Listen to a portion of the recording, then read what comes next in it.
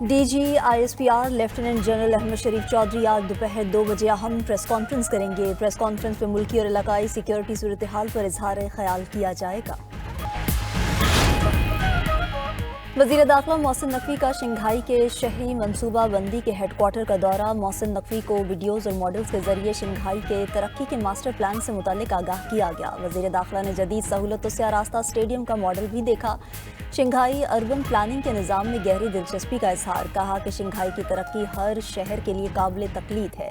اسلام آباد کو بھی شنگھائی کی طرز پر ڈیولپ کرنا چاہتے ہیں۔ شنگھائی کی تیز رفتار ترقی سے استفادہ کرنے کے لیے اقدامات کریں گے۔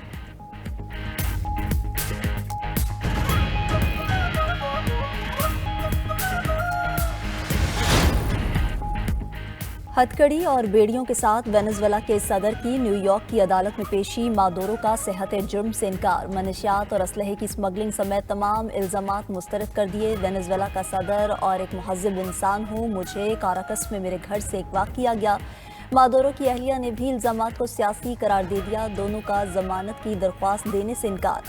عدالت کا 17 مارچ کو دوبارہ پیش کرنے کا حکم۔ مادورو کو عدالت پیشی کے بعد واپس بروکلن جیل منتقل کر دیا گیا۔ عدالت کے باہر وینزویلا کے حق میں مظاہرہ، مظاہرین کا صدر مادورو اور ان کی اہلیہ رہائی کا مطالبہ۔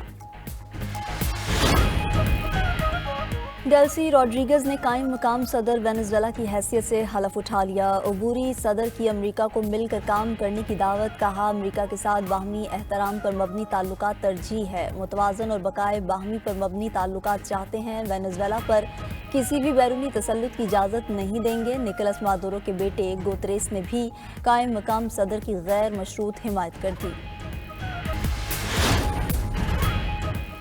وینزویلا پر امریکی حملہ عالمی قوانین کی خلاف ورزی قرار۔ اقوام متحدہ کی سلامتی کونسل کے اجلاس میں اظہار تشویش۔ UN سیکریٹری جنرل انطونیو گوتریس کا بیان پڑھ کر سنایا گیا۔ انطونیو گوتریس نے کہا کہ وینزویلا فوجی کارروائی میں امریکہ نے عالمی قوانین کی پاسداری نہیں کی۔ وینزویلا میں عدم استحکام پھیلنے اور خطے کے متاثر ہونے کا خدشہ ہے۔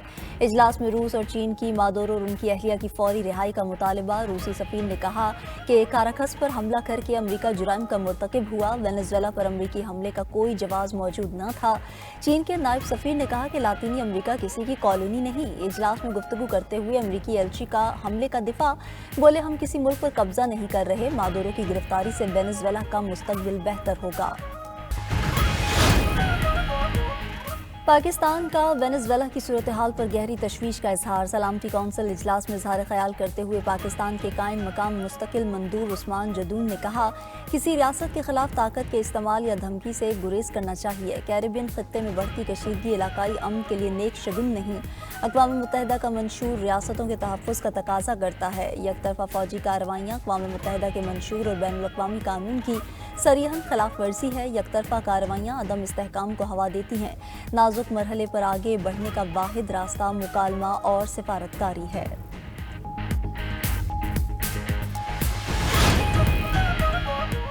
ملک کے مختلف علاقوں میں دھند کا راج، حد نگاہ کم ہونے پر موٹر ویز کئی مقامات پر بند۔ M1 پشاور سے اسلام آباد موٹر وے، M3 M4 اور M5 پر بھی ٹریفک معطل۔ لاہور سیالکوٹ موٹر وے M11 کو بھی مکمل بند کر دیا گیا۔ M2 کو ٹریفک کے لیے کھول دیا گیا۔ ملک کے بالائی علاقوں میں شدید سردی کی لہر، لیا میں پارہ -10، اسکردو میں -7 اور کالام میں -6 ڈگری ریکارڈ۔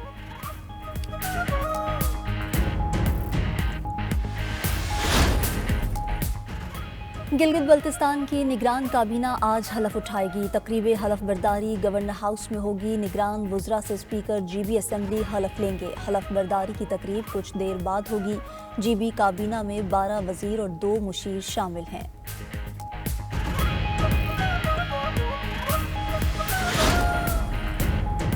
ایران میں مہنگائی کے خلاف احتجاج 10ویں روز میں داخل۔ سیکیورٹی فورسز سے جھڑپوں میں 35 افراد جاں بحق، 4 بچے اور 2 سیکیورٹی فورسز کے اہلکار بھی شامل۔ انسانی حقوق کی تنظیموں کے مطابق 1200 سے زائد مظاہرین کو حراست میں لے لیا گیا۔ ملک کے 27 صوبوں میں 250 سے زائد مقامات پر مظاہرے جاری۔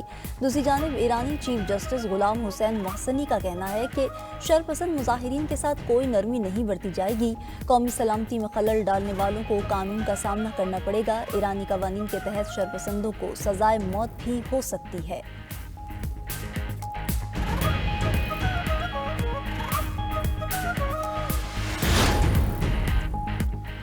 ابوظہبی میں تیز رفتار گاڑی بے قابو ہو کر الٹ گئی۔ حادثے میں 4 بھائیوں سمیت 5 افراد جاں بحق، ماں باپ، ایک بھائی اور بہن زخمی ہو گئے۔ حادثے کے شکار خاندان کا تعلق بھارتی ریاست کیرالہ سے تھا۔ غیر ملکی میڈیا کے مطابق فیملی ابوظہبی میں لیوا فیسٹیول سے دبئی واپس جا رہی تھی۔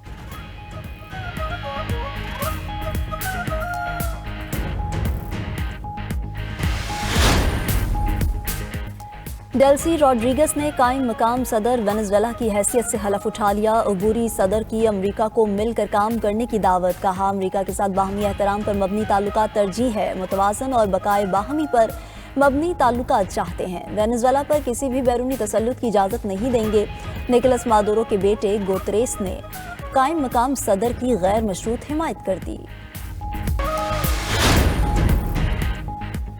وینزویلا پر امریکی حملہ عالمی قوانین کی خلاف ورزی قرار۔ اقوام متحدہ کی سلامتی کونسل کے اجلاس میں اظہار تشویش۔ UN سیکریٹری جنرل انطونیو گوتریس کا بیان پڑھ کر سنایا گیا۔ انطونیو گوتریس نے کہا کہ وینزویلا فوجی کارروائی میں امریکہ نے عالمی قوانین کی پاسداری نہیں کی۔ وینزویلا میں عدم استحکام پھیلنے اور خطے کے متاثر ہونے کا خدشہ ہے۔ فریقین مسائل کا حل پرامن اور جمہوری مکالمے کے ذریعے تلاش کریں۔ اجلاس میں روس اور چین کی مادورو اور ان کی اہلیہ کی فوری رہائی کا مطالبہ۔ روسی سفیر نے کہا کہ کاراکس پر حملہ کر کے امریکہ جرائم کا مرتکب ہوا۔ وینزویلا پر امریکی حملے کا کوئی جواز موجود نہیں تھا۔ وینزویلا کے صدر اور ان کی اہلیہ کی گرفتاری غیر قانونی ہے۔ چین کے نائب سفیر نے کہا کہ لاطینی امریکہ کسی کی کالونی نہیں۔ اجلاس میں گفتگو کرتے ہوئے امریکی ایلچی کا حملے کا دفاع۔ بولے، ہم کسی ملک پر قبضہ نہیں کر رہے۔ مادورو کی گرفتاری سے وینزویلا کا مستقبل بہتر ہوگا۔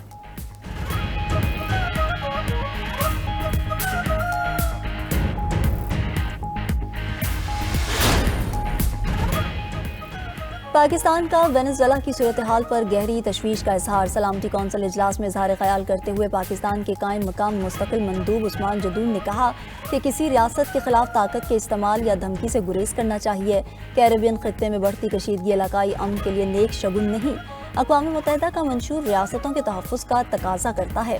یک طرفہ فوجی کارروائیاں اقوام متحدہ کے منشور اور بین الاقوامی قانون کی صریحاً خلاف ورزی ہیں۔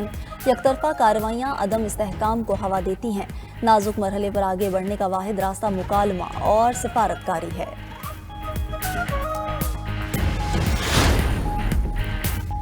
ملک کے مختلف علاقوں میں دھند کا راج ہے۔ حد نگاہ کم ہونے پر موٹر ویز کئی مقامات پر بند۔ M1 سے پشاور سے اسلام آباد، M2 لاہور سے کوٹ مومن تک بند ہے۔ موٹر وے M3، M4 اور M5 پر بھی ٹریفک معطل۔ لاہور سے آلکوٹ موٹر وے M11 کو بھی مکمل بند کر دیا گیا۔ ملک کے بالائی علاقوں میں شدید سردی کی لہر۔ لیا میں پارہ -10، اسکردو میں -7 اور کالام میں -6 ڈگری ریکارڈ۔